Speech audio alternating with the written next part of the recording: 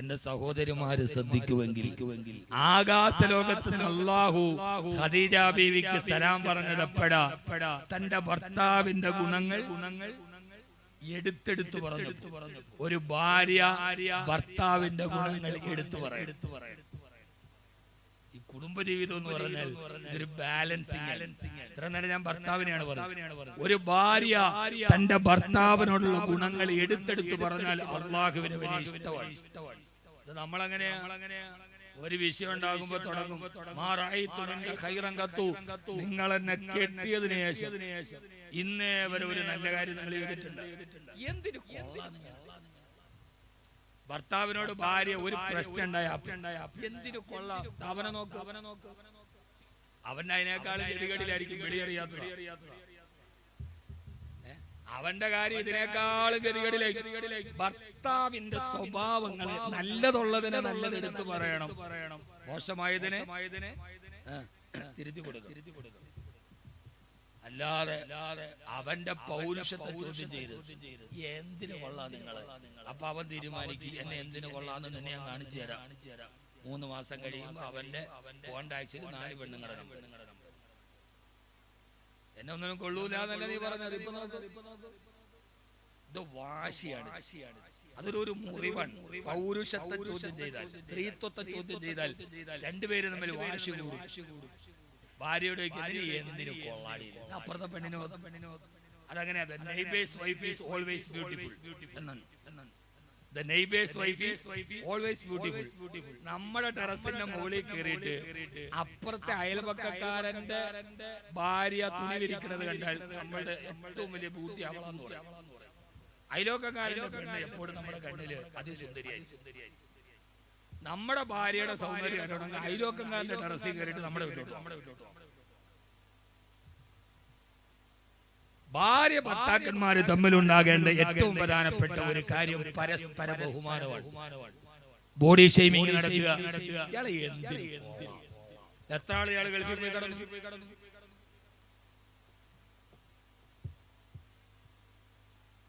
അവസാനം ഇങ്ങനെ ഉണ്ടല്ലോ ഒരു മനുഷ്യർ അടുക്കളയിലോട്ട് പോണ കാണാം. ഒരു സ്പൂൺ അങ്ങോട്ടെറിയും, ഒരു തവി ഇങ്ങോട്ടെറിയും, 2 പാത്രം അപ്പുറത്ത് കിടക്കും. ആ സമയത്ത് ഞാൻ ചെറുക്കമ്മ ഉമ്മ ചോറ് ഒക്കെ പെറ്റതാണ് എന്റെ തെറ്റ്. രണ്ടുപേരും തമ്മിൽ ഉടക്കഴിഞ്ഞ ഭർത്താവ് പിണങ്ങി ഇറങ്ങിപ്പോയി. അപ്പൊ പിന്നെ ഭാര്യയുടെ അടുത്ത ജോലി റീൽസ്. ഇൻസ്റ്റാഗ്രാമിൽ കയറുക, നന്നായിട്ട് അഭിനയിക്കുന്ന ഭാര്യ ഭർത്താക്കന്മാരുണ്ട്. റീൽസ് 5 മിനിറ്റുള്ള റീൽസ് ആണ് റിയൽ ലൈഫ് എന്ന് ധരിക്കുന്നവരാണ് നമ്മുടെ സ്ത്രീകളിൽ പലരും. എന്റെ പൊന്നു പെങ്ങളെ, അത് അഭിനയമാണ്, ഫിൽറ്റർ ഇട്ടിട്ടുള്ള അഭിനയമാണ്. അവരുടെ ജീവിതത്തിൽ 5 മിനിറ്റ് കഴിഞ്ഞാൽ തീർന്നു. അത് കഴിഞ്ഞ് പിന്നെ അവിടെ അടക്കണം കണ്ടിട്ടില്ലല്ലോ. ഇന്നലെ ദുബൈയിൽ ഇന്നലെ രാത്രി ഞാൻ വരുന്ന സമയത്ത് എന്നോട് ഒരാൾ പറഞ്ഞു, അതെ അവൾ ഏത് സമയത്ത് റീൽസിലാണ് അവളുടെ ജീവിതം. റീൽസ്. രണ്ടുപേരും കൂടെ എന്നെ കാണാൻ വന്നു. ഉസ്താദേ വലിയ പ്രശ്നമാണ്. അങ്ങനെ എന്താ പ്രശ്നം ചോദിച്ചപ്പോ ഈ പെണ്ണിന്റെ റീൽസാണ്. ഇവൻ ഓരോന്നോരോ വായിച്ചു. ഇവൻ ഭയങ്കര ബിസിനസ്സുകാരൻ. ഇവൻ 2 ഫോൺ എടുത്ത് പൊട്ടിച്ചു. യഥാർത്ഥത്തിൽ കേരളത്തിലെ ഏറ്റവും മനോഹരമായ ജോഡികൾ എന്ന് പറഞ്ഞ് റീൽസ് ഇട്ട ആ ജോഡികളാണ് ഭർത്താവ് ഭാര്യയെ കൊന്നത്, കെട്ടിത്തൂക്കി. അവരുടെ റീൽസുകൾ എത്ര കണ്ട് അമ്പരന്ന് പോയിട്ടുണ്ട്. കേരളത്തിലെ ഏറ്റവും റീൽസുകൾ ഉണ്ടായ 2 ജോഡികൾ അവര് പിരിയാൻ തീരുമാനിച്ചു. ബിഗ് ബോസിലെ മത്സരാർത്ഥികളാണവർ. കേരളത്തിലെ പെണ്ണുങ്ങളുടെ കടപ്പറകളിൽ പോലും രോമാഞ്ചം നൽകിയവരാണവർ. അവര് 2 പേരും പിരിയുന്നു. അവരാരും വലിയ പുരോഗമനവാദികളാണ്. ബിഗ് ബോസിലൊക്കെ പോകണമെങ്കിൽ അത്രമേൽ പുരോഗമനവാദികളാണ്. ഭർത്താവിനോട് ചോദിച്ചെന്താ പിരിയാൻ കാരണം? അവൾക്ക് നിയന്ത്രണമില്ലാത്ത പക്ഷിയെ പോലെ പറക്കണം. അങ്ങനെ നിയന്ത്രണമില്ലാതെ പറപ്പിക്കാൻ എനിക്ക് പറ്റില്ല. ആര്? പള്ളിക്കലെ ഖത്തീബല്ല പറയണത്, ബിഗ് ബോസിലെ മത്സരാർത്ഥിയാണ്. കാരണം ഏതൊരു മനുഷ്യനെ സംബന്ധിച്ചോളം അവന്റെ ഭാര്യ ഭർത്താവ് എന്ന ഒരു കൺസെപ്റ്റ് ഉണ്ട്. ആ ബന്ധങ്ങളുടെ ആഴങ്ങളുണ്ട്, അതിന്റെ തീവ്രതകളുണ്ട്. ആർക്കും മറക്കാൻ കഴിയില്ല. അതുകൊണ്ട് യഥാർത്ഥത്തിൽ പരസ്പരം ബഹുമാനിക്കുക. പരസ്പരം ബഹുമാനിക്കുക. പരസ്പരം ജീവിതത്തിൽ ഭാര്യ ഭർത്താവിനെയും ഭർത്താവ് ഭാര്യയെയും ബഹുമാനിക്കുക. ഇത് ഭാര്യയോട് ഭാര്യയുടെ ആദ്യം പറയണ വഴക്കുണ്ടായാൽ നിന്റെ വാപ്പാണ്ടല്ലോ നിന്നെ എന്റെ തലയെ കെട്ടിവെച്ച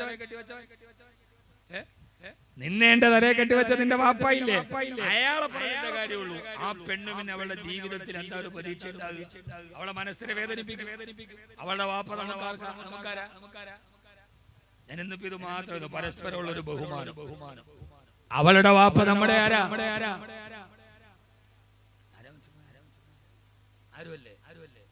ഭാര്യയുടെ വാപ്പ നമ്മുടെ ആരാ?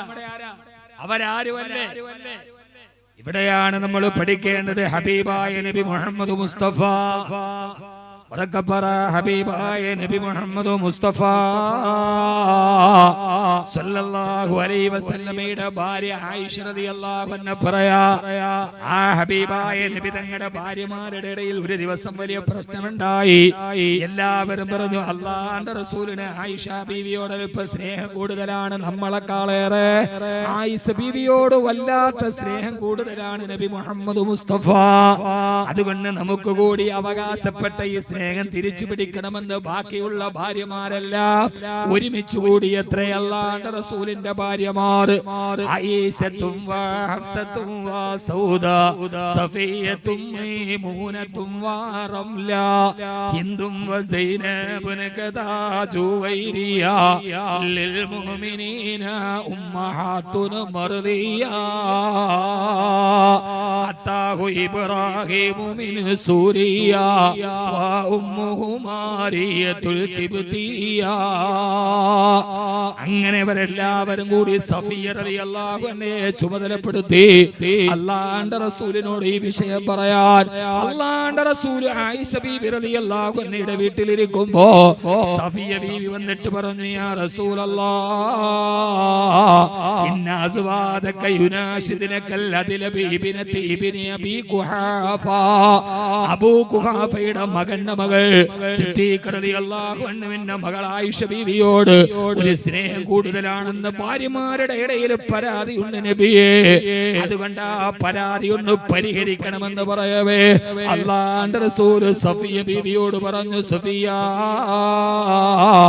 ലാ തുദിനി ബി ആയിഷ, ആയിഷയുടെ കാര്യത്തിൽ നിങ്ങൾ എന്നെ ഉപദ്രവിക്കരുത്. ആയിഷ ബീവിയുടെ കാര്യം പറഞ്ഞു കൂടെ കൂടെ നിങ്ങൾ എന്നെ വല്ലാതെ ബുദ്ധിമുട്ടിക്കുന്നുണ്ട്, അതുകൊണ്ട് എന്നെ നിങ്ങൾ ഉപദ്രവിക്കരുത്. തങ്ങൾക്ക് ഏറ്റവും ഇഷ്ടപ്പെട്ട ഹബീബിന്റെ വർത്തമാനം കേട്ടപ്പോ അല്ലാഹുവിന്റെ റസൂലിന്റെ ഭാര്യ സഫിയ ബീവി തിരിച്ചുപോയി. ആയിഷ ബീവിയോട് സ്നേഹം കൂടുതലാണ്. ഞാൻ ഈ സംഭവം എടുത്തു പറയുന്നത് എന്റെ യുവാക്കളോടാ. ആയിഷ ബീവി കന്യകയായതുകൊണ്ട്, അക്കൂട്ടത്തിലെ ഏറ്റവും സുന്ദരിയായതുകൊണ്ട് അല്ലാഹുവിന്റെ റസൂലിന് ആയിഷ ബീവിയോട് താല്പര്യം കൂടുതലാണെന്ന് യുക്തിവാദികൾ പരക്കെ പ്രചരിപ്പിക്കാറുണ്ട്. ആയിഷ ബീവിയോട് സ്നേഹം കൂടുതലുണ്ടതിന്റെ കാരണമാണ് ഞാൻ പറയുന്നത്. അത് പറഞ്ഞാൽ ലോകത്തൊരു ഏംഗൽസിനോ ഒരു കൺഫ്യൂഷ്യസിനോ ഒരു ലെനിനോ എന്ന് വേണ്ട, അലക്സാണ്ടറിനോ ഈ നെപ്പോളിയനോ അങ്ങനെ ആവാൻ കഴിയില്ല മോനെ. ഇതങ്ങനെ ആവാൻ കഴിയുന്ന ഒരേ ഒരാളേ ഉള്ളൂ, അതെന്റെയും നിങ്ങളുടെയും ഹബീബ്, നമ്മുടെ കൽബിന്റെ തബീബ്, സുബുലുൽ ഹുദാ റൂഹി ഫിദാ നബി മുഹമ്മദ് മുസ്തഫ. നബി മുഹമ്മദ് മുസ്തഫ സലാത്തുകൾ ഉറക്കെ ചൊല്ലട്ടെ. ആദരവായ പ്രവാചകൻ നബി മുഹമ്മദ് മുസ്തഫ. അധിക മനോഹര നൂറുല്ലാഹ് അഹ്മദ് നബിയിൽ സല്ലല്ലാഹു അഗതിദയ ആമന്നാ ബി റസൂലില്ലാഹ് ഹസ്ബി റബ്ബി.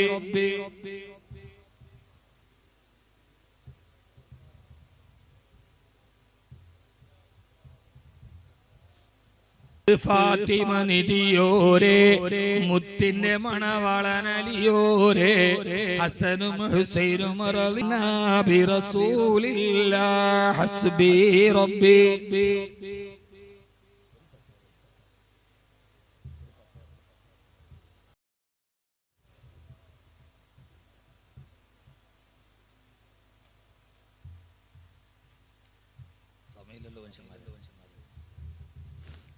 സഫിയ റളിയല്ലാഹു അൻഹ തിരിച്ചുപോയി. ബാക്കിയുള്ളവര് തയ്യാറായില്ല. ഞാൻ പറയൂല എന്നോട് എവിടെയെന്നൊരു കൊച്ചു വീട്ടിൽ നടക്കുന്ന സംഭവമാണ്. 8 മടം നീളമുള്ള 10 മടം വീതിയുള്ള ആകാശത്ത് മഴ പെയ്താൽ മഴത്തുള്ളി മുഴുവനും താഴോട്ടൊടുകുന്ന കൊച്ചു വീട്. ആ വീട്ടിലാണ് ഇത് നടക്കുന്ന. അല്ലാഹു ആ വീട് കാണാൻ മദീനയിലെത്താൻ അല്ലാഹു തൗഫീഖ് നൽകട്ടെ. ആമീൻ പറയ്. हमने आंखों से देखा नहीं है मगर उनकी तस्वीर सीने में मौजूद है जिसने लाकर कलाम इलाही दिया वो मोहम्मद मदीने में मौजूद है. അല്ലാഹുവിന്റെ റസൂൽ മദീനയിലാണ്. എങ്ങനെ ആ വീടുകൾ, ആ സംഭവങ്ങൾ, മനുഷ്യകുലത്തിനാകമാനം ജീവിതത്തിൽ നേതൃത്വം നൽകിയ സംഭവങ്ങൾ, എല്ലാ ഭാര്യമാരും കൂടി ഒരുമിച്ച് കൂടിയിട്ട് സമയത്തിന്റെ പരിമിതി കൊണ്ട് ചുരുക്കി പറയാം. ഇനി പോയാല് തിരിച്ചു വിടാത്ത ഒരാള് നമുക്ക് പറഞ്ഞു വിടാം. അത് മറ്റാരുമല്ല, ഹബീബായ നബി തങ്ങളുടെ കരളിന്റെ കഷണമായ ഫാത്തിമ കിതത്തു ഖബദി. എന്റെ കരളിന്റെ കഷണമെന്ന് ഹബീബ് പറഞ്ഞ ഫാത്തിമ ബീവി. ഫാത്തിമ പറഞ്ഞാൽ പിന്നെ തിരിച്ചു പറയില്ലല്ലോ. അങ്ങനെ ഫാത്തിമ ബീവി എല്ലാവരും കൂടി ചട്ടം കൂട്ടി വിടാൻ തയ്യാറായില്ല. ബാക്കിയുള്ള 10 ഭാര്യമാരും കൂടി ആരെ തെരഞ്ഞെടുത്തു? ഫാത്തിമ. നീ 10 ഭാര്യമാർ ഇക്കാര്യത്തിൽ ഒന്നായി. അതങ്ങനെയാണ്. ഒരാൾക്ക് 2 ഭാര്യമാരുണ്ടെങ്കിൽ 2 ഒന്നിച്ചു ചേരൂല. ഇന്ത്യയും പാകിസ്ഥാനും. ഞാൻ ഉംറയ്ക്ക് പോയ സമയത്ത് നമ്മുടെ ഈ ചുനക്കര അപ്പൊ അദ്ദേഹം 2 പെണ്ണ് കിട്ടിയിട്ടുണ്ട്. 2 പേരെ കഅബയുടെ തവാഫ് ചെയ്യാൻ 2 പേരെ 2 കൈ പിടിച്ചു. ഒരു തവാഫ് കൂട്ടിയപ്പോ അവിടെ വെച്ച് 2 ഉടക്കൽ. തവാഫ് നടന്നില്ല, ഉംറ നടന്നില്ല. അവസാനം ഇടിയും വഴക്കുമായിട്ട് അവര് റൂമിലായി. ഇയാളാകെ കഷ്ടപ്പെട്ട് ഒരു ഉംറയ്ക്ക് വന്നിട്ട് മനസ്സമാധാനത്തോടെ ചെയ്യാൻ പറ്റണില്ലല്ലോ. പടച്ചോനെ, എന്റെ പൊന്നു മക്കളെ, ഒന്നാണ് നല്ലത്. ഈ 2നെ കുറിച്ച് ചിന്തിക്കേ വേണ്ട. അത് ആദ്യമൊക്കെ കൊള്ളു, രണ്ടാമത് ഒന്നുകൂടി കെട്ടിയാലോ. ഈ നാരങ്ങ ഞെക്കണ അതിൻ്റെ അകത്ത് ഇരുന്നിട്ട് നാരങ്ങ ഞെക്കണ മാതിരി 2 ഒന്നുണ്ടെങ്കിലും മനസ്സമാധാനത്തോടെ സന്തോഷത്തോടെ ജീവിക്കും. അതാണ് നല്ലത്.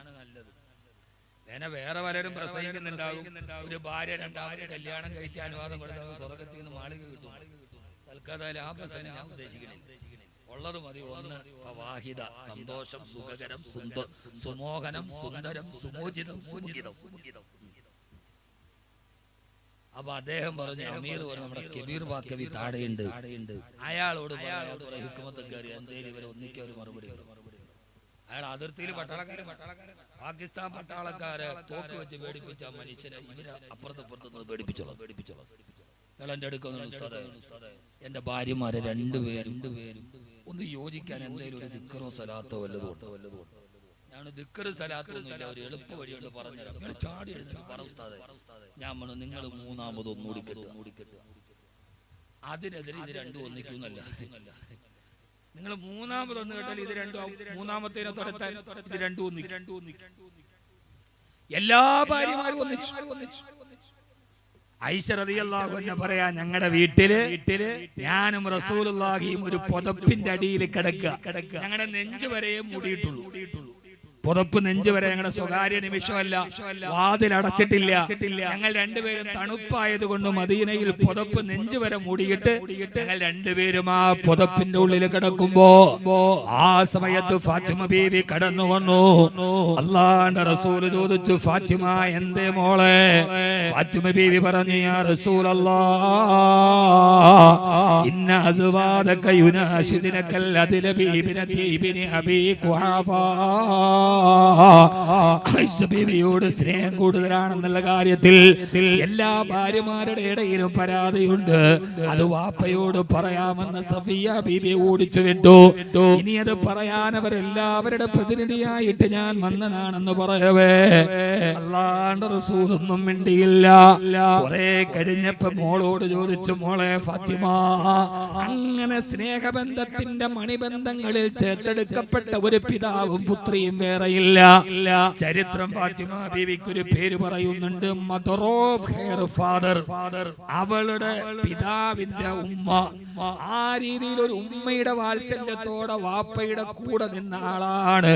ഖദീജ ബീവി വഫാത്താകുമ്പോ കയ്യിൽ പിടിച്ചേൽപ്പിച്ചു കൊടുത്തതാണ്, മോളെ വാപ്പാടെ കാര്യം നീ നോക്കണേ, ഇനി ഉമ്മയില്ല മോളെ, വാപ്പയ്ക്കിനി ഉമ്മയില്ല. ഭാര്യ നഷ്ടപ്പെട്ടു പോയ ഭർത്താവിന്റെ ജീവിതം വല്ലാത്ത ജീവിതമാണ്. പലപ്പോഴും നമ്മൾ പറയും നിന്നെ ഇല്ലെങ്കിൽ ഞാൻ കാണിച്ചു തരാൻ മടി. സഹോദര ഒന്ന് ആലോചിച്ചു നോക്ക്, 10-20 വർഷം ഒന്നിച്ച് ജീവിച്ചൊരു കിടപ്പറയിൽ സുഖവും ദുഃഖങ്ങളും പങ്കിട്ട് അവസാനം ഒരു ദിവസം ഒരു യാത്ര പോലും പറയാതെ ആദിക്കാട്ടുകുളങ്ങര പള്ളിയുടെ ഖബർസ്ഥാനില് എന്റെ ഭാര്യ മണ്ണിട്ട് മൂടി മൈലാഞ്ചി ചെടിയുടെ അടിയിൽ ഒതുക്കി വന്ന ഒരു ദിവസം ഓർമ്മയുണ്ടാകുമോ?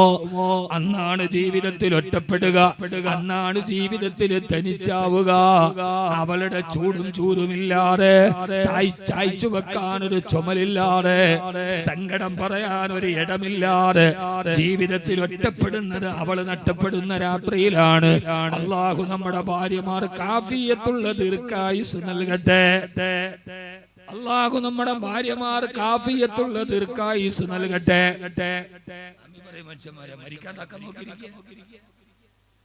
അല്ലാഹു നൽകട്ടെ. ഇത് പോയിട്ട് അടുത്തത് വരുമ്പോഴേ ആദ്യത്തിന്റെ വില അറിയൂ. ഇണക്കങ്ങളും പിണക്കങ്ങളും സങ്കടങ്ങളും ദുഃഖങ്ങളും അല്ലാഹുവിന്റെ റസൂലിന്റെ പ്രിയപ്പെട്ട മകൾ അല്ലാഹുവിന്റെ റസൂൽ ചോദിച്ചു, ഫാത്തിമ അതുഹിബ്ബീനി ബിമാ ഉഹിബ്ബു, നിന്റെ വാപ്പയ്ക്ക് ഇഷ്ടമുള്ള കാര്യം നിനക്ക് ഇഷ്ടമാണോ മോളെ? ഫാത്തിമ ബീവി പറഞ്ഞു, എന്റെ വാപ്പയേക്കാൾ എനിക്ക് വേറെന്ത് ഇഷ്ടമാണുള്ളത്? എന്റെ വാപ്പയുടെ ഇഷ്ടത്തെക്കാൾ വേറൊരു ഇഷ്ടം ഈ പൊന്നുമോൾക്കില്ല. അല്ലാഹുവിന്റെ റസൂൽ ആയിഷ ബിയെ വിരൽ ചൂണ്ടിയിട്ട് പറഞ്ഞു, ഫാത്തിമ നിന്റെ വാപ്പയ്ക്ക് ഏറ്റവും ഇഷ്ടം ആയിഷ അഹിബി ആയിഷ, അഹിബി ആയിഷ, ആയിഷയെ നീ സ്നേഹിച്ചുകൊള്ളൂ. ഇനി എന്താ പറയാനാണ്? ഒന്നും പറയാതെ ഫാത്തിമ ബീവിയും ഇവിടെ നിന്ന് തിരിച്ചുപോയി. ആയിഷയെ സ്നേഹിച്ചോ? ഒരു മറുപടിയില്ല, തിരിച്ചു. ആയിഷ റളിയല്ലാഹു തആല ഈ സംഭവം പറയുമ്പോൾ പറയുന്നുണ്ട്, മാ കാമലഹ റസൂലുള്ളാഹ്, മോളായ ഫാത്തിമ ബീവി കേറി വന്നപ്പോ ഈ സംഭവം പറയുന്ന ആയിഷ ബീവി ഹദീസിൽ പോയിട്ട് അതിന്റെ ഇടയിൽ എഴുതി ചേർക്കുക, മാ കാമലഹ റസൂലുള്ളാഹ്, ഫാത്തിമ ബീവി വന്നപ്പോ അല്ലാഹുവിന്റെ റസൂൽ എഴുന്നേറ്റില്ല, വാപ്പ എഴുന്നേറ്റില്ല. അതിന്റെ അർത്ഥം എന്താ? ഞാൻ ഗൂഗിളിൽ മകള് വന്നപ്പോൾ വാപ്പ എഴുന്നേറ്റില്ല. എന്തുകൊണ്ട്? സാധാരണ മകളെ കണ്ടാൽ വാപ്പ എഴുന്നേറ്റ് വെക്കും, ഇന്ന് എഴുന്നേറ്റില്ല. കാരണം ഞാനും അല്ലാഹുവിന്റെ റസൂലും പുറപ്പിന്റെ ഇടയിൽ ഇങ്ങനെ വർത്താനം പറയുമ്പോ ഫാത്തിമ ബീവി വന്നത് അല്ലാഹുവിന്റെ റസൂലിന് പോലും ഇഷ്ടപ്പെട്ടില്ല. എനിക്ക് തീരെ പിടിച്ചിട്ടില്ല. സ്ത്രീകളുടെ ഒരു സ്വഭാവം അങ്ങനെ ഡയറക്റ്റ് പറയില്ല. അതിന്റെ അർത്ഥം ആ ഹദീസ് വായിച്ചു നോക്കി, അല്ലാഹുവിന്റെ റസൂലിന് പോലും വരവ് ഇഷ്ടപ്പെട്ടില്ല. അതിന്റെ അർത്ഥം എന്താ? എനിക്കൊട്ടും പിടിച്ചിട്ടില്ല. ഞങ്ങൾ രണ്ടുപേരെ കണക്കുമ്പോൾ മോള് കയറി വന്നത് ആദ്യത്തെ കെട്ടിലുള്ള മോള്. അതൊരു സ്ത്രൈണതയുടെ സ്വഭാവം. ഈ കാര്യം തെളിച്ചു പറയും. ആണുങ്ങൾ അങ്ങനെ തെളിച്ചു പറയും. നിങ്ങളെ ഈ കച്ചവടം കഴിഞ്ഞിട്ട് വൈകുന്നേരം വീട്ടിലോട്ട് കയറി വന്നോ? കയറി വരുമ്പോഴേ ഭാര്യയുടെ മുഖത്തൊക്കെ പൊങ്കാലയുടെ കാലം വന്നിട്ട് ഇത്രയും ഉണ്ടാവും മുഖം. എന്തടി ടവല് സോപ്പും നടക്കും. എന്താണ് അപ്പൊ അവിടെ എന്ത് ജന്നി? നമ്മളങ്ങ് കുളിക്കാൻ കയറുമ്പോ അടുക്കളയിൽ സ്പൂണൊന്ന് താഴെ വീഴും, പിന്നെ തവി അങ്ങോട്ട് എറിയും, 2 പ്ലേറ്റ് വീഴുന്ന ശബ്ദം കേൾക്കും. മക്കള് വരെ കുളി കഴിഞ്ഞ് ഇറങ്ങി, ചോറ് വേണോ? ഈ ഓരോ വോട്ടിന്റെ വ്യത്യാസത്തിനൊക്കെ തോറ്റ സ്ഥാനാർത്ഥിയുടെ അന്നത്തെ ഒരു അവസ്ഥയുണ്ട്. ചോറൊക്കെ എടുത്ത് വെച്ച് കഴിച്ച് ഇങ്ങനെ നിൽക്കും. ഇത് എന്താ കാര്യം എന്താന്ന് പറയാം. കിടക്കാൻ പോകുമ്പോഴേ ഒരാള് ഇതിലേക്ക്, ഒരാള് വൈത്തുമുട്ടത്തിലേക്ക്, അങ്ങോട്ടും ഇങ്ങോട്ടും. അവസാനം എന്താ പ്രശ്നം? ഞാൻ ഉച്ചയ്ക്ക് വിളിച്ചത് നിങ്ങളുടെ ഫോൺ ബിസി ആയിരുന്നല്ലോ, ആരായിരുന്നു? എടി അതാണോ പെങ്ങളെ വിളിച്ചോണ്ടിരുന്നത്? ആ പെങ്ങളായിരുന്നു. ഈ സ്ത്രീകളുടെ സ്വഭാവം ഇങ്ങനെയാണ്. നമ്മൾ ബഹളം കണ്ട് മനസ്സിലാക്കിയാണ് സംഭവം.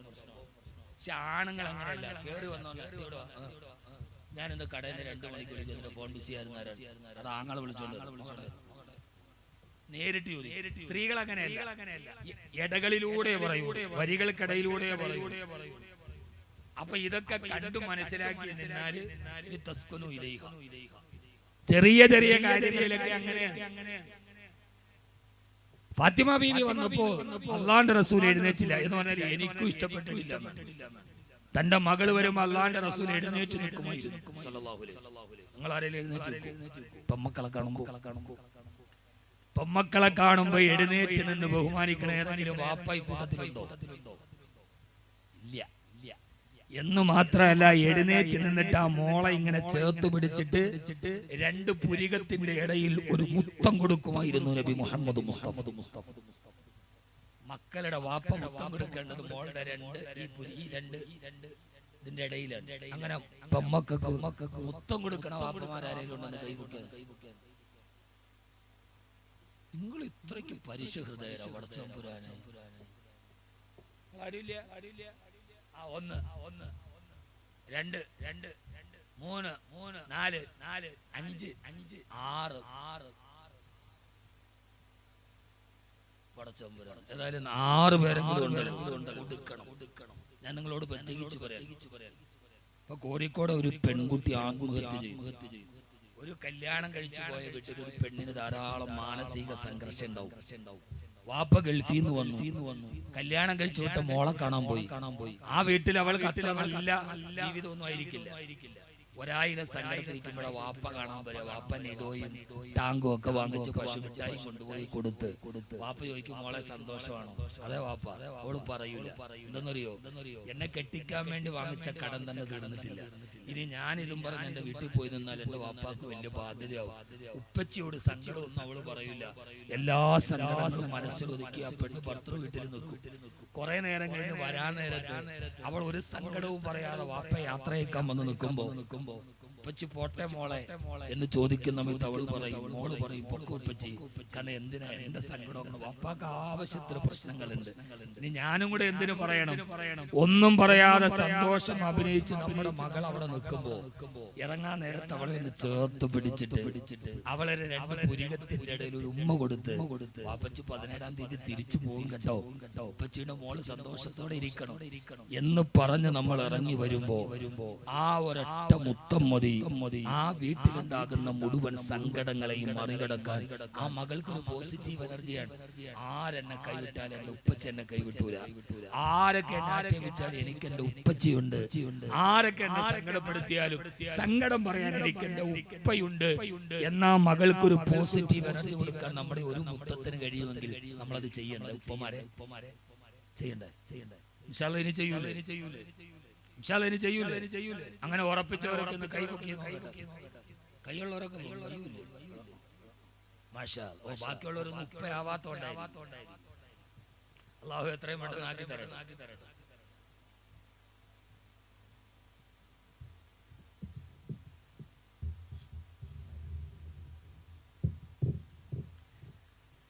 അല്ലാഹുവിന്റെ റസൂൽ നബി മുഹമ്മദ് മുസ്തഫ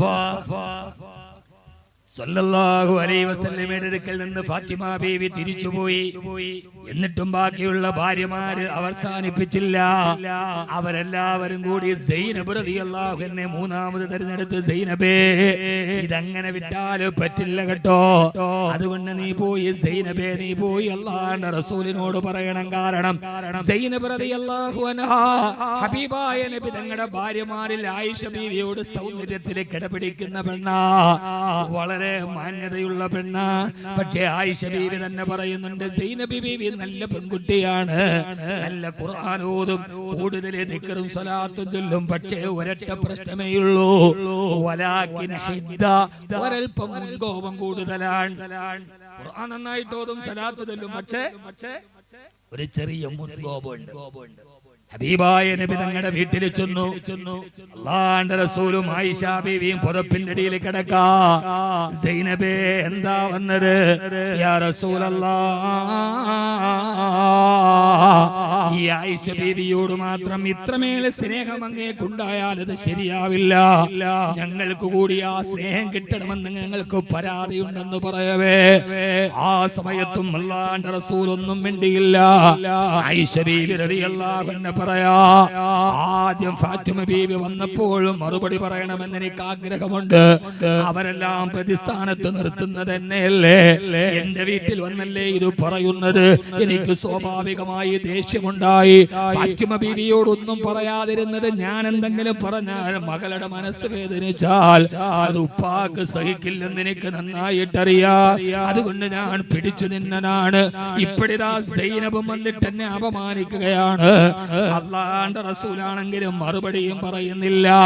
ഇനി ഞാൻ മറുപടി പറയണമെന്ന് ഞാൻ തീരുമാനിച്ചു. അല്ലാഹുവിന്റെ റസൂൽ പറയേണ്ടതല്ലേ. പലപ്പോഴും നമ്മുടെ ഭാര്യമാര് പറയും, നിങ്ങളുടെ നാത്തൂൻ എന്നെ കുറിച്ച് പറഞ്ഞപ്പോ, നിങ്ങളുടെ ആങ്ങളമാര് പറഞ്ഞപ്പോ, നിങ്ങളുടെ അനിയത്തി പറഞ്ഞപ്പോ നിങ്ങൾ മിണ്ടാതിരുന്നതെന്താ? അതേ പ്രശ്നമാണ് ഇവിടെയും ആയിഷ ബീവി പറയാ. മറുപടി പറയേണ്ടത് അല്ലാഹുവിന്റെ റസൂലല്ലേ. ഒന്നും മിണ്ടാത്തപ്പോ ഞാൻ മറുപടി പറയാൻ തീരുമാനിച്ചു. കാരണം എനിക്ക് സൈനബിനും ഒരേ അധികാരമല്ലേ, നിങ്ങൾ രണ്ടുപേരും ഭാര്യമാരല്ലേ. ഞാൻ ചോദിച്ചു, സൈനബേ അതിന് നിനക്കെന്താ? സൈനബ് ബീവി ആണെങ്കിലോ ക്ഷിപ്രകോപിയാണ്, മുൻദേശക്കാരിയാ. സൈനബ് ബീവി ചോദിച്ചത് എനിക്കും കൂടി അവകാശപ്പെട്ടതല്ലേ.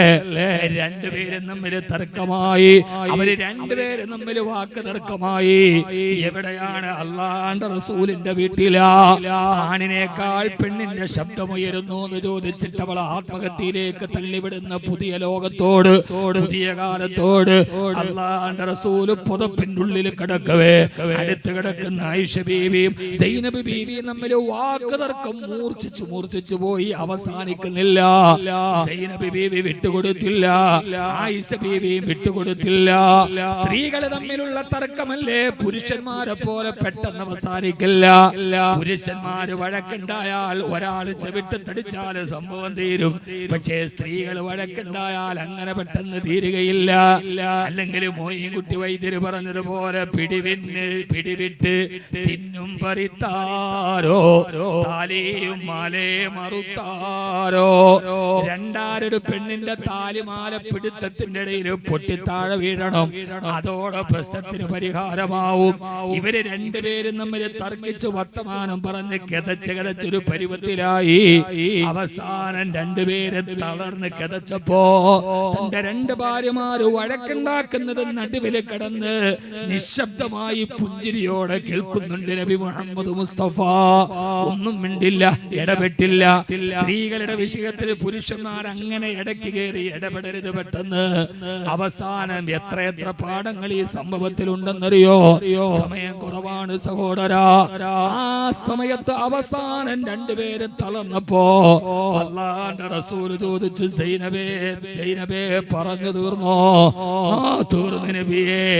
ആയിഷ നീയും പറഞ്ഞു തീർന്നോ? തീർന്നു യാ റസൂലല്ലാഹ്.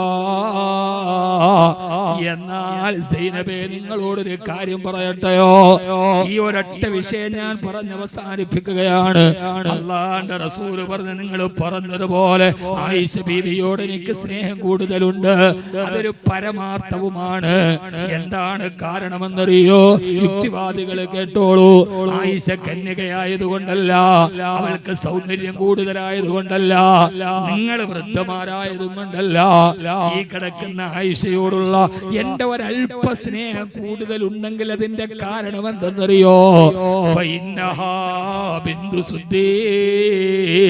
ഇവളെന്റെ സിദ്ദീഖിന്റെ മോളാ, ഇതെന്റെ സിദ്ദീഖുൽ അക്ബറിന്റെ മോളാ. ഇവളുടെ വാപ്പയാണെന്ന് നിങ്ങൾക്കറിയോ? എല്ലാവരും എന്നെ ഒറ്റപ്പെടുത്തിയപ്പോൾ എന്നെ ചേർത്ത് നിടിച്ച സിദ്ദീഖ് അവളുടെ വാപ്പയാ. എല്ലാവരും എന്നെ മദീനയിലേക്ക് ആട്ടിയോടിച്ചപ്പോ എന്നെ തോളില് ചുമന്നു കൊണ്ടുപോയി എനിക്ക് മദീന വരെ കൂട്ടുവന്നത് ഇവളുടെ ഉപ്പയാ. എല്ലാവരും എന്നെ കള്ളരെന്ന് വിളിച്ചപ്പോ സിദ്ദീഖ് എന്ന് പറഞ്ഞത് ഈ സിദ്ദീഖാ. എല്ലാവരും എന്നെ ഒറ്റപ്പെടുത്തി ഒരു ഗതിയുമില്ലാതെ നടന്ന സമയത്ത് എനിക്കൊരു കയറിട്ട് തന്നത് എന്റെ പ്രിയപ്പെട്ട സിദ്ദീഖാ. ആ സിദ്ദീഖിന്റെ മോളാണത്. എന്റെ സിദ്ദീഖിനോടുള്ള സ്നേഹമാണ്. എന്റെ ഭാര്യയുടെ ഉപ്പ എന്നെ അമ്മോശനോടുള്ള സ്നേഹമാണ്. അദ്ദേഹത്തിന്റെ മകളോട് ഞാൻ കാണിക്കുന്ന കാണിക്കുന്നത് നബി മുഹമ്മദ് മുസ്തഫ. ഒരർത്ഥത്തിൽ യുവാക്കളെ സ്ത്രീധനമെന്ന ദുരാചാരത്തിന്റെ പേരിൽ പാവപ്പെട്ട പെണ്ണ് അവളുടെ സ്വപ്നങ്ങളെല്ലാം ഈ പാട്ടത്തയിൽ വീണതുപോലെ കരിഞ്ഞില്ലാതായി. എത്രയെത്ര സ്ത്രീകളാണ് ആത്മഹത്യ ചെയ്യുന്നത്. ഗാർഹിക പീഡനത്തിൽ എത്ര പേരാണ് മനം നൊന്തത്.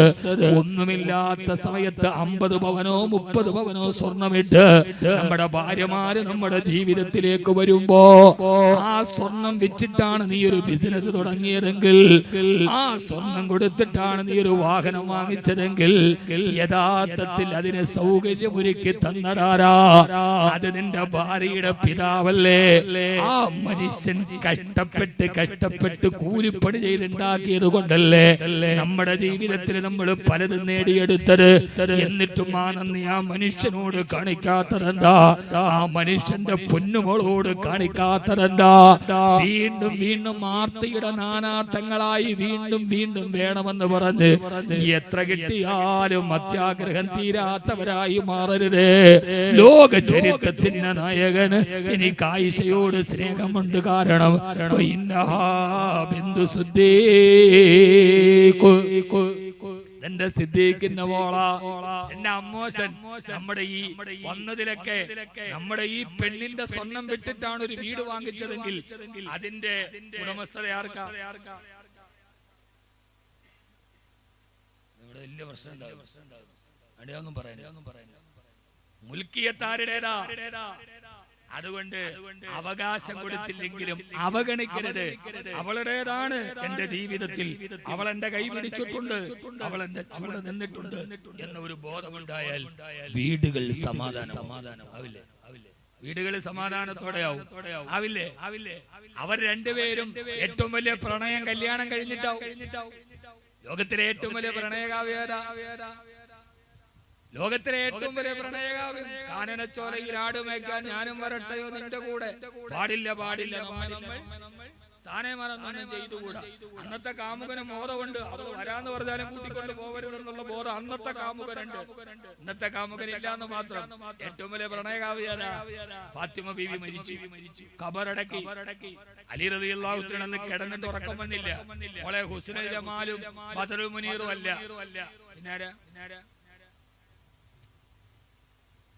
ചെറുപ്പക്കാരെ പ്രണയത്തിന്റെ ജോഡികളുണ്ട്. ഹുസ്നുൽ ജമാലും ബദറുൽ മുനീറും. ലൈലയും മജ്നൂനും, രമണനും ചന്ദ്രികയും, മജീദും സുഹറയും. മജീദിന്റെ കാല് തീര് വന്ന് പുഴുത്ത് മുറിവ് വന്നു. അടുക്കാൻ പറ്റൂല. സുഹറ പോയിട്ട് ഒരു മുത്തം കൊടുക്കണം.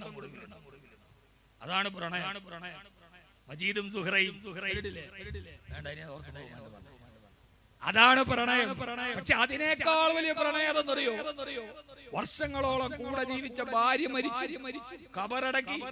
അലി റളിയല്ലാഹു അൻഹുവിന് കിടന്നിട്ട് ഉറക്കം വന്നില്ല, തളർന്നു. ആരാ തളരുന്നതാരാ? ബദറിൽ ചാടി ഇറങ്ങിയ സഹാബി മുഹാദിറിന്റെ വാക്ക് കേട്ട് മുമ്പിൽ വീണ സിംഹരാ. മുമ്പിലെ ഉബൈദത്തും ബിൻ ഹംസയും ഹൈദറാ. ഹൈദർ തളർന്നു. ഉറക്കം വരാതെ എഴുന്നേറ്റ് പ്രിയപ്പെട്ട ഭാര്യയുടെ ഖബറിന്റെ മുമ്പിലെത്തി. ആ കുടീരത്തിന്റെ മുമ്പിൽ, ഖബറിന്റെ മുമ്പിൽ പള്ളിക്കാട്ടിൽ ഭാര്യയെ ഖബറടക്കി ആദ്യത്തെ ദിവസം ഉറക്കം വരാതെ ഒരു രാത്രിയിൽ ആ ഖബറിലെ മൺതരികളോട് നോക്കിയിട്ടൊരു പാട്ട് പാടി. എന്താ പാട്ടെന്നറിയോ? യാ ഖബറു മാലകി ലാ തുജീബു മുനാദിയാ ഹംലൽ തബഇദി ഖുല്ലത്തൽ അഹ്ബാബി. എന്റെ ഖബറേ, ഇന്നലെ എന്റെ കരവലയത്തിൽ ഒതുങ്ങിക്കിടന്ന് എന്റെ തോളോട് ചേർന്ന് കിടന്ന് സങ്കടവും സന്തോഷവും പറഞ്ഞ് എന്റെ ഫാത്തിമ നിന്റെ വയറ്റിനുള്ളിൽ കിടപ്പുണ്ട്. ഞാനൊരു സലാം പറഞ്ഞിട്ട് എന്റെ ഫാത്തിമ മടക്കാത്തതെന്താ? യാ ഖബറു മാലകി ലാ തുജീബു മുനാദിയാ.